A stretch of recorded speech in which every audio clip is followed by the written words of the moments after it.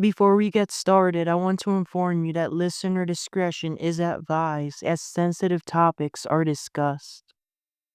Welcome back to Strawberry Ink. Today, we're examining the mysterious disappearance of Lauren Elizabeth Spierer, a young lady whose case remains unsolved over a decade later. Lauren was born in January 17th, 1991, to Charlene and Robert Spierer in Scarsdale, New York, an affluent town in lower Westchester County. Her dad worked as an accountant.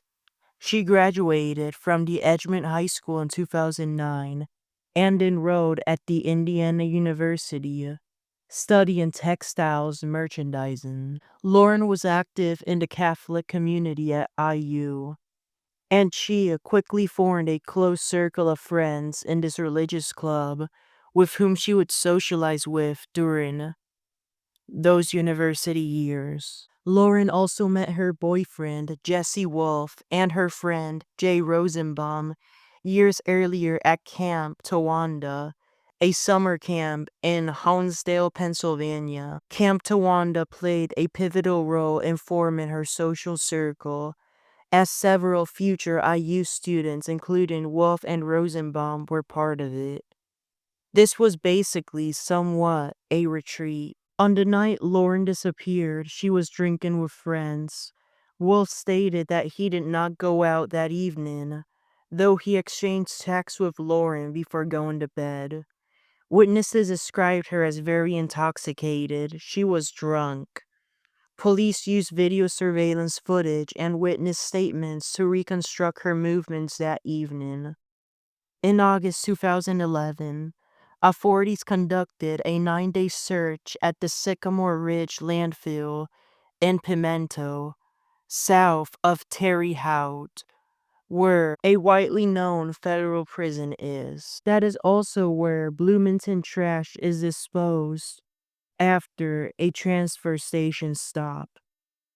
In case you're unaware, when garbage trucks collect trash in neighborhoods or places of that nature, downtowns, it goes to a dumpster. Sometimes the garbage is burnt at a dumpster, sometimes a bigger garbage truck collects it and takes it somewhere else for the garbage to be burnt. But matter of fact is, indeed, garbage gets burnt. The Bloomington Police Department, Indiana University Campus Police Department, and the FBI all took part in the search. By May 2013, the investigation had received over 3,000 tips, 100 of them in the first half of that year alone.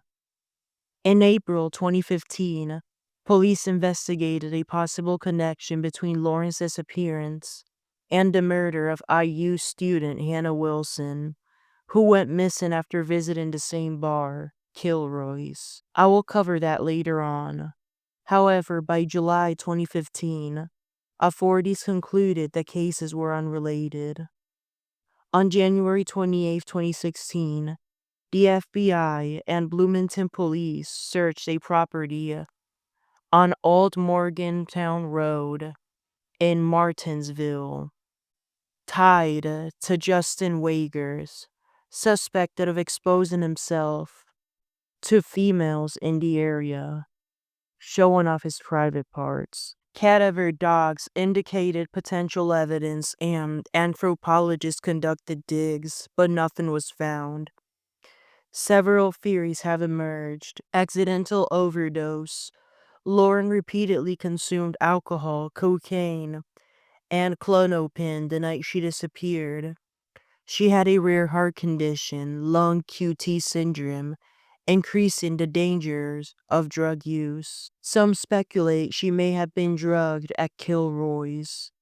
Private investigator Bo Didel questioned whether an overdose would motivate someone to hide her body. Another theory is a stranger abduction, while not ruled out yet.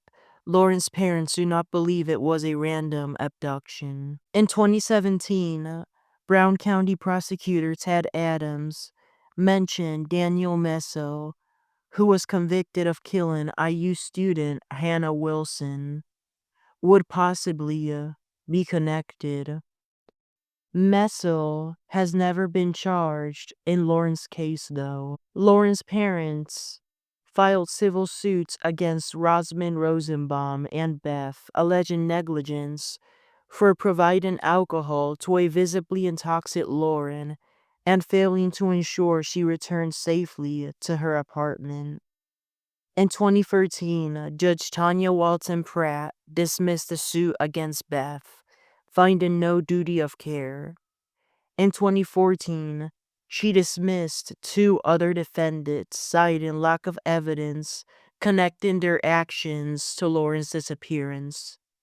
The dismissal was upheld on appeal in 2015. All three have cooperated with investigators and passed polygraph tests, though Lauren's parents remain suspicious. Lauren Spierer's disappearance has received extensive media coverage, often cited as an example of missing white women syndrome, where media disproportionately covers young, white, middle-class females, especially the blonde ones.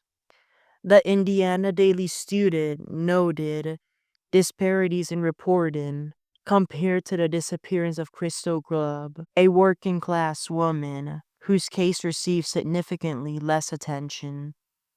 The case has been featured in the podcasts like Crime Junkie, True Crime Garage, and Real Life Nightmare on HLN, Night of No Return 2019. And now it is on Strawberry Ink. I am proud to announce that. The good thing is that this stereotype of only covering certain people missing no longer exists, at least it's vanishing, because thanks to the Gabby Petito Foundation, things are changing. To this day, Lauren Spierer's whereabouts remain unknown. Her family continues to pursue answers, and investigators remain open to tips and new leads. Her case is a stark reminder of the fragility of life, the dangers of intoxication, and the complexities surrounding missing person investigations. The disappearance of Lauren Spierer is a case that continues to haunt IU, Bloomington, and her family. While theories abound, the truth remains elusive.